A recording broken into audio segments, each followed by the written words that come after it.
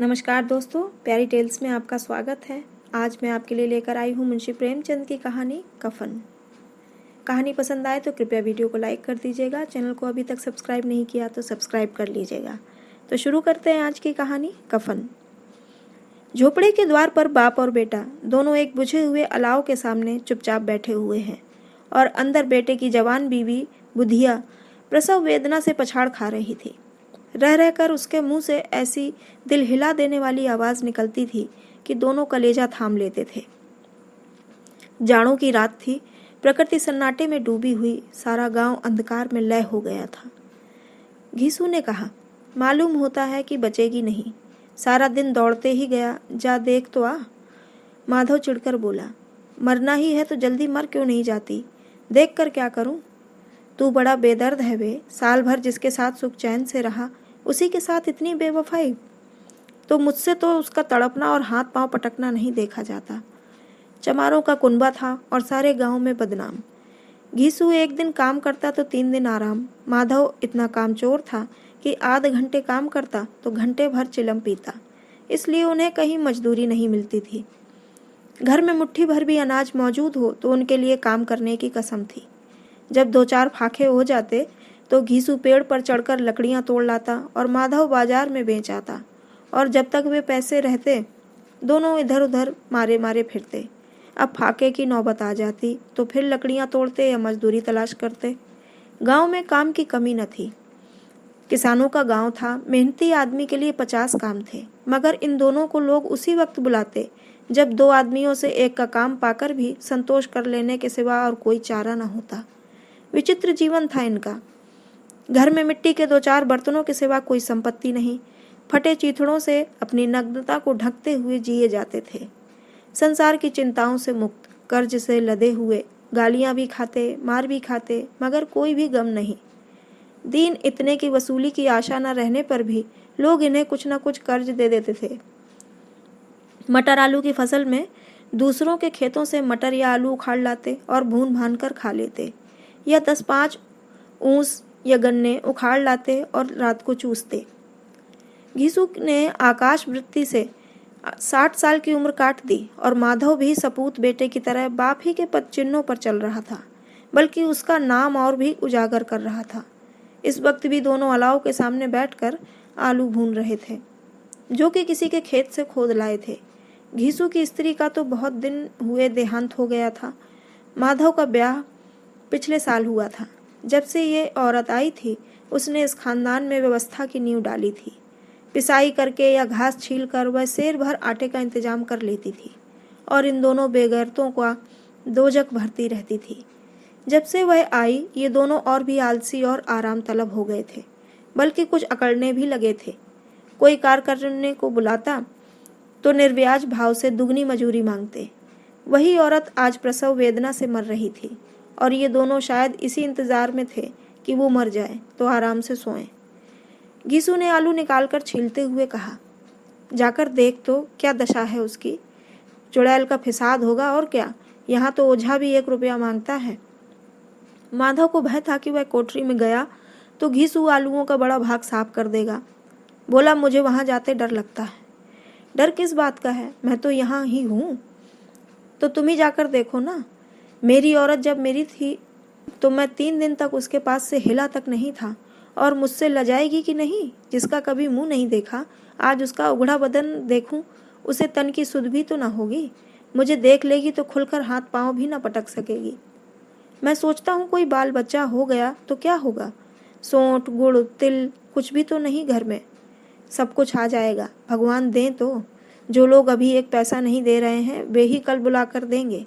मेरे 9 लड़के हुए, घर में कभी कुछ न था, मगर भगवान ने किसी तरह बेड़ा पार ही लगाया। जिस समाज में रात दिन मेहनत करने वालों की हालत उनकी हालत से बहुत कुछ अच्छी नहीं थी, और किसानों के मुकाबले में वे लोग जो किसानों की दुर्बलताओं से लाभ उठाना जानते थे कहीं ज़्यादा संपन्न थे, वहाँ इस तरह मनोवृत्ति का पैदा हो जाना कोई अचरज की बात न थी। हम तो कहेंगे घीसू किसानों से कहीं ज़्यादा विचारवान था, जो किसानों के विचार शून्य समूह में शामिल होने के बदले बैठकबाजों की कुत्सित मंडली में जा मिला था। हाँ, उसमें ये शक्ति न थी कि बैठकबाजों के नियम और नीति का पालन करता। इसलिए जहाँ उसकी मंडली की और गांव के सरगना और मुखिया बने हुए थे, उस पर सारा गांव अंगुली उठाता था। फिर भी उसे ये तस्कीन तो थी कि अगर वह फटे हाल है तो कम से कम उसे किसानों की सी जी तोड़ मेहनत तो नहीं करनी पड़ती। उसकी सरलता और निरीहता से दूसरे लोग बेजा फायदा तो नहीं उठाते। दोनों आलू निकालकर जलते जलते खाने लगे।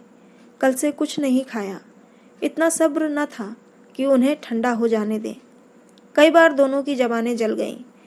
छिल जाने पर आलू का बाहरी हिस्सा तो बहुत ज़्यादा गर्म न मालूम होता, लेकिन दांतों के तले पड़ते ही अंदर का हिस्सा जबान, हलक और ताल को जला देता था। और उस अंगारे को मुंह में रखने से ज़्यादा खैरियत इसी में थी कि वो अंदर पहुंच जाए। वहाँ उसे ठंडा करने के लिए काफ़ी सामान थे, इसलिए दोनों जल्द जल्द निगल जाते। हालांकि इस कोशिश में उनकी आंखों से आंसू निकल आते। घीसू को उस वक्त ठाकुर की बारात याद आई जिसमें 20 साल पहले वह गया था।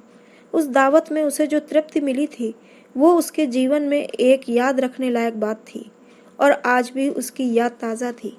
बोला, वह भोज नहीं भूलता। तब से फिर उस तरह का खाना और भरपेट नहीं मिला।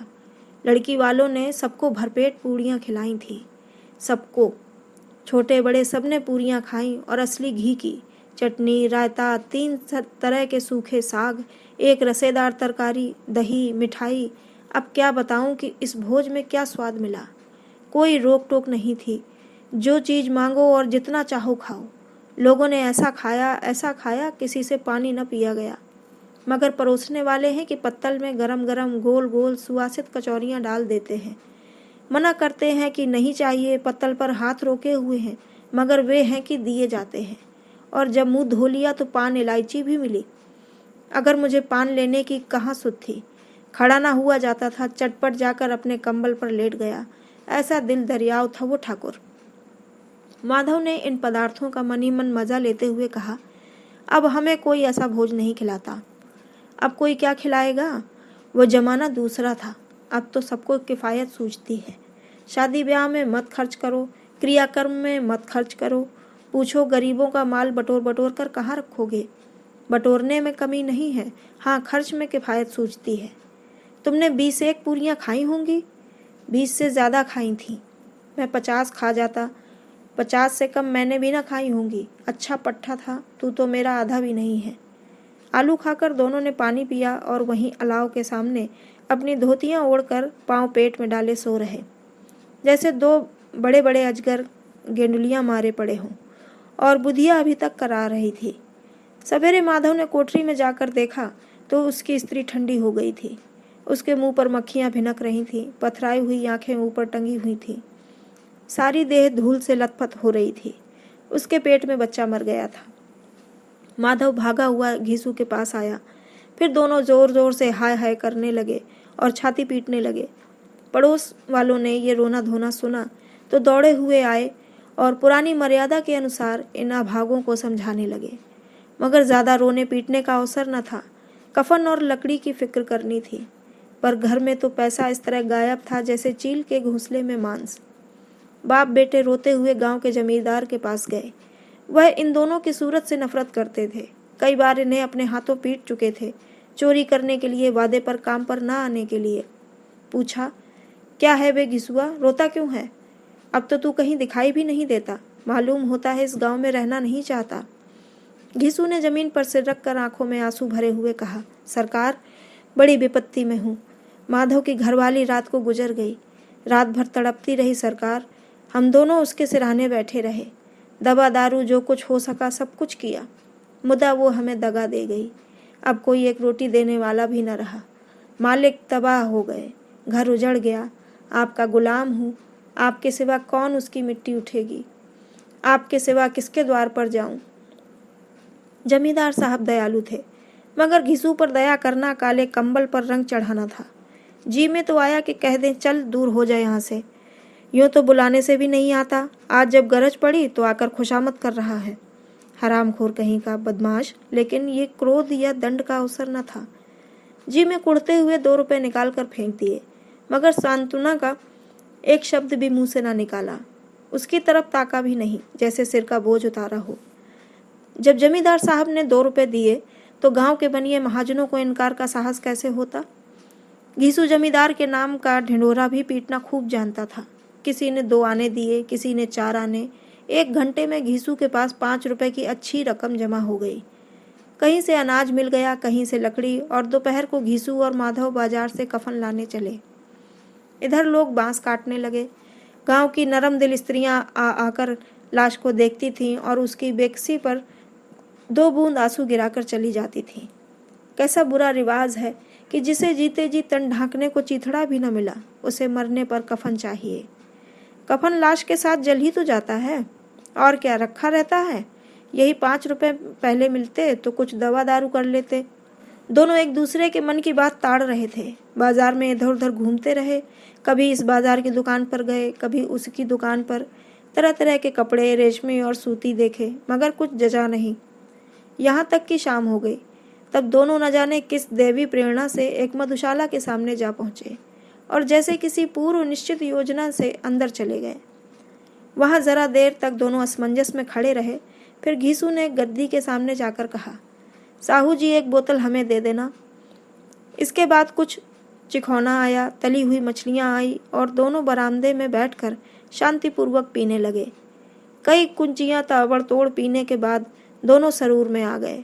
घीसू बोला, कफन लगाने से क्या मिलता है, आखिर जल ही तो जाता, कुछ बहू के साथ तो न जाता। माधव आसमान की तरफ देखकर बोला, मानो देवताओं को अपनी निष्पापता का साक्षी बना रहा हो।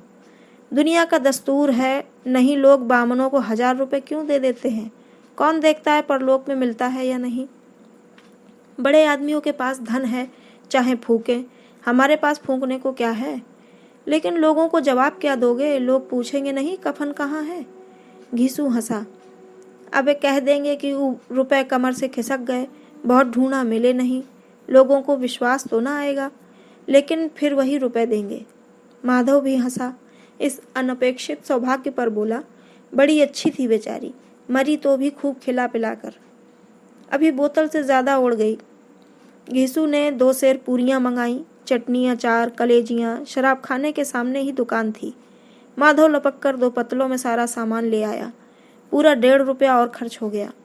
सिर्फ थोड़े से पैसे बच रहे। दोनों इस वक्त शांत से बैठे हुए पूरियां खा रहे थे, जैसे जंगल में कोई शेर अपना शिकार उड़ा रहा हो। न जवाबदेही का खौफ था, न बदनामी की फिक्र। इन भावनाओं को उन्होंने बहुत पहले ही जीत लिया था। घीसू दार्शनिक भाव से बोला, हमारी आत्मा प्रसन्न हो रही है तो क्या उसे पुण्य न होगा। माधव ने श्रद्धा से सिर झुकाकर तस्दीक की, जरूर से जरूर होगा। भगवान तुम अंतर्यामी हो, उसे बैकुंठ ले जाना। हम दोनों हृदय से आशीर्वाद दे रहे हैं। आज जो भोजन मिला वह कभी उम्र भर न मिला था। एक क्षण के बाद माधव के मन में एक शंका जागी। बोला, क्यों दादा, हम लोग भी तो एक न एक दिन वहां जाएंगे ही। घीसू ने इस भोले भाले सवाल का कुछ उत्तर न दिया। वह परलोक की बातें सोचकर इस आनंद में बाधा न डालना चाहता था। जो वहां वह हम लोगों से पूछे कि तुमने कफन क्यों नहीं दिया तो क्या कहेंगे। कहेंगे तुम्हारा सिर। पूछेगी तो जरूर, तू जानता है उसे कफन न मिलेगा। तू मुझे ऐसा गधा समझता है। 60 साल क्या दुनिया में घास खोदता रहा हूँ। उसको कफन मिलेगा और इससे बहुत अच्छा मिलेगा। माधव को विश्वास न आया। बोला, कौन देगा। रुपए तो तुमने चट कर दिए। वह तो मुझसे पूछेगी, उसकी मांग में सिंदूर तो मैंने ही डाला था। घीसू गर्म होकर बोला, मैं कहता हूँ उसे कफन मिलेगा, तू मानता क्यों नहीं। कौन देगा बताते क्यों नहीं। वही लोग देंगे जिन्होंने इस बार दिया। हाँ, अब की रुपए हमारे हाथ ना आएंगे। ज्यों ज्यों अंधेरा बढ़ता था और सितारों की चमक तेज होती थी, मधुशाला की रौनक भी बढ़ती जाती थी। कोई गाता था, कोई डींग मारता था, कोई अपने संगी के गले लिपटा जाता था, कोई अपने दोस्त के मुंह से कुल्हड़ लगाए देता था। वहां के वातावरण में सरूर था, हवा में नशा। कितने तो यहाँ आकर एक चुल्लू में मस्त हो जाते। शराब से ज्यादा वहां की हवा उन पर नशा करती थी, जीवन की बाधाएं खींच लेती थी, और कुछ देर के लिए वो भूल जाते थे कि वे जीते हैं या मरते हैं, या न जीते हैं न मरते हैं। और ये दोनों बाप बेटा अब भी मजे ले लेकर चुस्कियां ले रहे थे। सबकी निगाहें इनकी ओर जमी हुई थी। दोनों कितने भाग्य के बली हैं। पूरी बोतल बीच में है। भरपेट खाकर माधव ने बची हुई पूरियों का पत्तल उठाकर एक भिखारी को दे दिया, जो खड़ा इनकी ओर भूखी आंखों से देख रहा था, और देने के गौरव, आनंद और उल्लास का उसने अपने जीवन में पहली बार अनुभव किया। घीसू ने कहा, ले जा, खूब खा और आशीर्वाद दे। जिसकी कमाई है वो तो मर गई, पर तेरा आशीर्वाद उसे ज़रूर पहुँचेगा। रोए रोए से आशीर्वाद दे, बड़ी गाढ़ी कमाई के पैसे हैं। माधव ने फिर आसमान की तरफ देखकर कहा, वह बैकुंठ में जाएगी दादा, वह बैकुंठ की रानी बनेगी।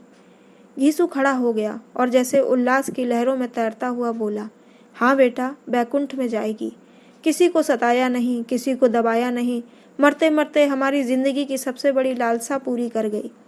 वो ना बैकुंठ में जाएगी तो क्या ये मोटे मोटे लोग जाएंगे, जो गरीबों को दोनों हाथों से लूटते हैं और अपने पाप को धोने के लिए गंगा में नहाते हैं और मंदिरों में जल चढ़ाते हैं।